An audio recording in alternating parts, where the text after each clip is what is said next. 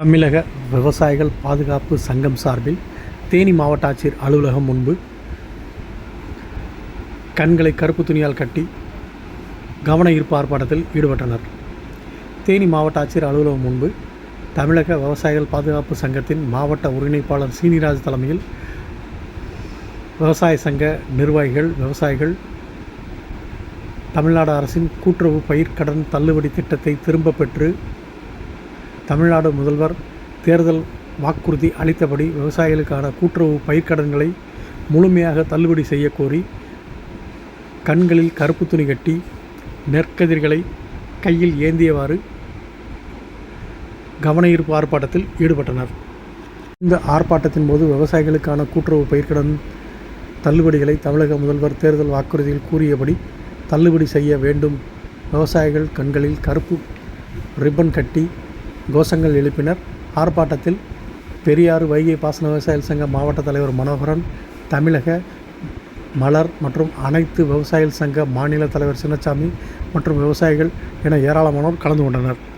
இந்த கவனஈர்ப்பு ஆர்ப்பாட்டத்தை தொடர்ந்து தமிழக முதலமைச்சருக்கு அனுப்பி வைப்பதற்காக தேனி மாவட்ட ஆட்சியர் வாயிலாக மாவட்ட ஆட்சியரிடம் விவசாயிகள் கோரிக்கை மனுவும் வழங்கினர்.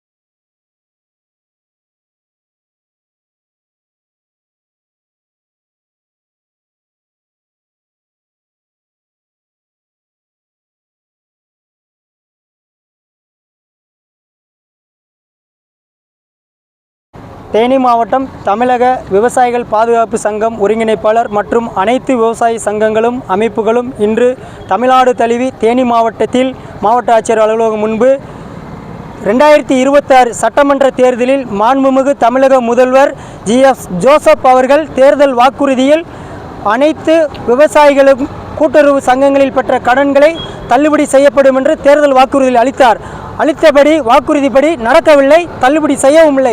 அவர் சொன்னது 5 ஏக்கருக்கு கீழ் இருக்கிற விவசாயிகளுக்கு முழுமையாக விவசாய கடன் ரத்து செய்யப்படும் என்று சொன்னார்.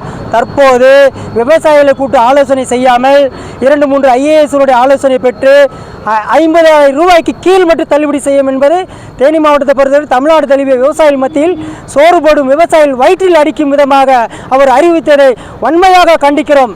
மறுபரிசீலனை செய்து தீவிரமாக விரைவாக அவருடைய அறிக்கையில் முழுமையாக பெற்ற விவசாய கடன்கள், பயிர்க்கடன், ஆடு மாடு பெற்ற விவசாயிகள் அனைவருக்கு கடன்களும் ரத்து செய்யப்பட வேண்டும், நிபந்தனையின்றி ரத்து செய்யப்பட வேண்டும் என்பதை தாழ்மையுடன் கேட்டுக்கொள்கிறோம். ரத்து செய்யப்படாவிட்டால் தமிழ்நாடு தளவில் மீண்டும் இதை பெரிய அளவில் விவசாயிகள் போராட்டத்தை தொடரும் என்பதை இந்த கூட்டத்தின் வாயிலாக, செய்தியின் வாயிலாக தெரிவித்துக் கொள்கிறோம்.